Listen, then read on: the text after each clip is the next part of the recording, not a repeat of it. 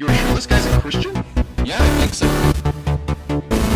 Truth. What's going on, guys? Just love seeing you. My name's Cody, and this is the Christian News Show I do every Monday, Wednesday, and Friday. And really quick, before we get into the news today, in my last video I talked about a new t-shirt shop I have, link in the description below if you want to check it out. But I forgot to mention the donation button, because also in the link in the description below, if you don't want to buy a t-shirt, you can also donate just to support the show. And the reason that I bring that up is because I said in my last video that every t-shirt sold, I will give $1 to a charity, and we have to decide what we're going to do still. But I just want a full disclosure, if you donate to the donate button and you don't buy a t-shirt, none of that money goes to a charity. So t-shirts, $1 to charity, just the donation button, strictly for the show. At least until I tell you guys otherwise. And for the first story of the day, I want to talk about a news article we talked about Monday. And that was a news story about Florida Atlantic University where they were going to suspend a kid because they wouldn't stomp on Jesus. Because when we talked about, the university was like, that's what this book says to do, and we support our professor, and this kid should get suspended for walking out of class. And the update for that story is that they're apologizing for being idiots. I don't know if they were used the word idiots, but they did say that they're not going to do the stomp on Jesus for discussion thing in the debate class. They were also saying the Mormon Ryan Rotella, who was suspended from the class, is no longer suspended.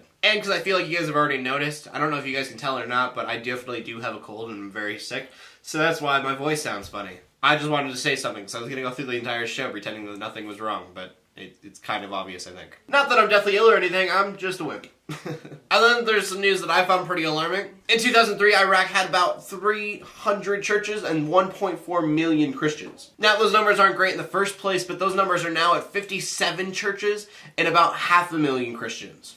In Iraq, Islam is such a big thing that it's just kind of driving out the Christians right now.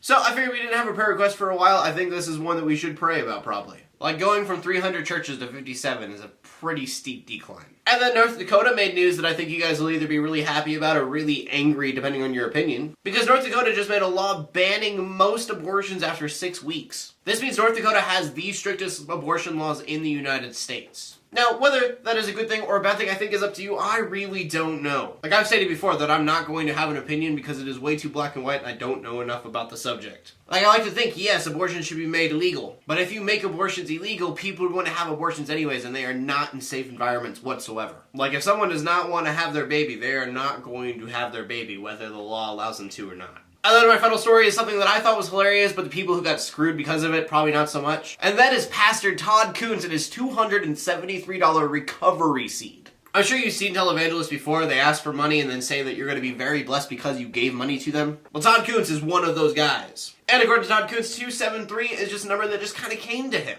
And according to him, if you buy one of his $273 recovery seeds, you will get a double turnaround miracle. Or better yet, if you spend $1,000, you get a triple turnaround miracle. Now, honestly, I find it very interesting that the 2738 number just kind of came to him because it turns out that his church just bought a $1.38 million condo and he just happens to be staying at condo 273. Obviously, the guy's getting a lot of flack because he's, scamming people. Now, I do want to remind you that at the beginning of this video, I asked you guys for money as well. So I just want to point out the difference. If somebody tells you to give them money and that God will make you rich because of it, that is a lie. That is not true. But if someone asks you to donate whatever amount of money you'd like to make this show a little bit better, then that's not a lie. And so I just wanted to make the promise right now that no matter what, I will never ask you for money and then tell you that you're going to be blessed for it. And now you have that to quote me if I ever say anything different. Sorry, but when I first started out, I brought up money and someone called me a con artist and I was like, no, I definitely told you